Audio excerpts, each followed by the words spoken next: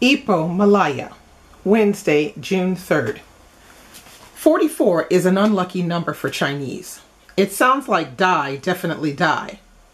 And as a result, the number 4 and all its iterations are to be avoided. On that ill-fated day in June, I'd been working at my secret part-time job at the Mayflower Dance Hall in Ipoh for exactly 44 days. My job was a secret because no respectable girl should be dancing with strangers despite our services being advertised as instructors. As perhaps we were for most of our customers, nervous clerks and schoolboys who bought rolls of tickets to learn to foxtrot and waltz or do the rangen, that charming Malay dance. The rest were buaya, or crocodiles as we called them. Toothy smilers whose wandering hands were only deterred by a sharp pinch. I was never going to make much money if I kept slapping them off like this, but I hoped I wouldn't need to for long. It was to pay a debt of $40 Malayan that my mother had incurred at a ruinously high interest rate. My real day job as a dressmaker's apprentice wasn't enough to repay the money, and my poor foolish mother couldn't possibly come up with it by herself. She'd no luck at gambling.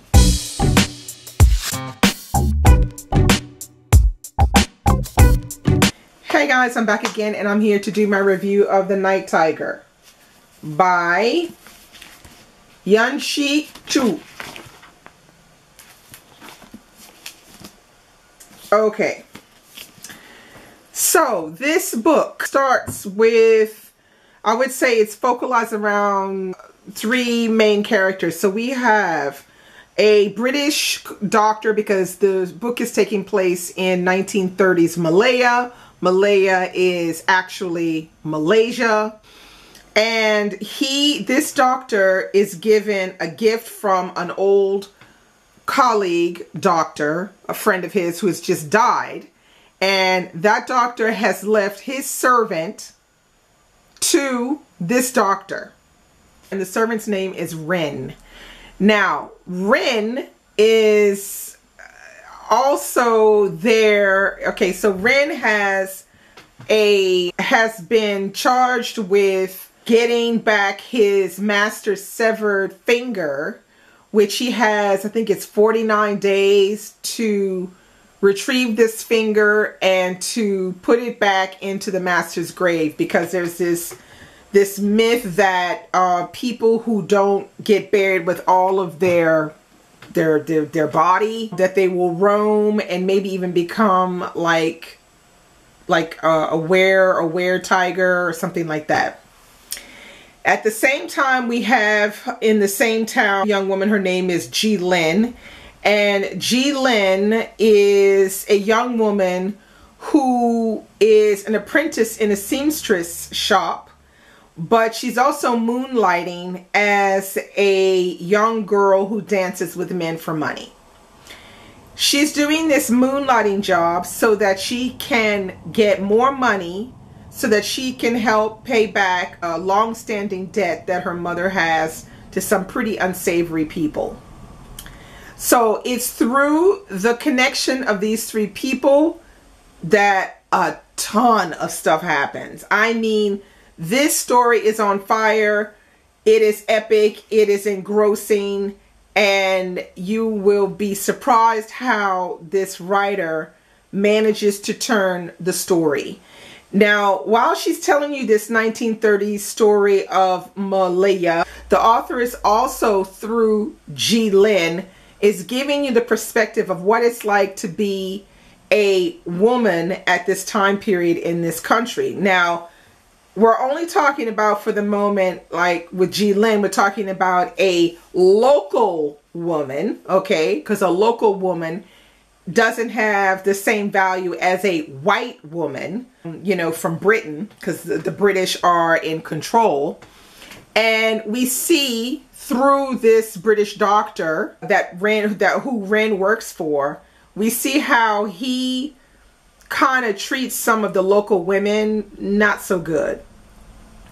But at the same time, we have Ji Lin, who is a strong, independent woman who doesn't have any desire really to be married. Most likely because I think she understands that she has this independence because she isn't married. And we see a lot about the way women are treated in this time period at this in this country. And that's one of the big parts of the story that I was not expecting. I mean, nothing that I expected is what I got. And I think it's a good thing, because I thought it was going to be rife with aloof magical realism, and it really wasn't. All of the magical realism that existed in the story made sense. It just fit into the story. The way the book is set up, it's like journal entries. So each chapter is where it takes, the city it takes place in, you have the day, and then you have the date. And then not only that, but you have the book being written in third person and in first person. So we have first person sections that are from G Lynn's point of view. So we're in her head and we're hearing her thoughts and all of that. And then we have this third person point of view, which is giving us the overall either information, cultural information that as readers we don't know and we need to know, or sort of giving us a description of what's going on at the moment in the story. Now, this is a very big book, because this story is 468 pages. But if you count the notes at the back, which are 473, which I recommend that you read because it gives you insight on some of the cultural aspects of the book. For example, it has a section on weird tigers, Malaya and the name change, the Chinta Valley. It talks about Chinese number superstitions, the romanticization of names, because there's a whole thing in here about names and about how they're supposed to link up. Then there were some surprises in there. It's just a wonderful story, beautifully written and totally engrossing. I mean, I think I read this one in 4 days. I probably could have read it in 2 or 3, but I had to, live life, So, but yeah, very, very well written, great pacing. I didn't feel like it was slumping anywhere. You will find it all just really fascinating. Just a really great story. Something really nice to read and something that you could easily recommend to people. It's just a really fun read. So that's all I have for you today. I highly recommend this one. Get on it, The Night Tiger. Bye.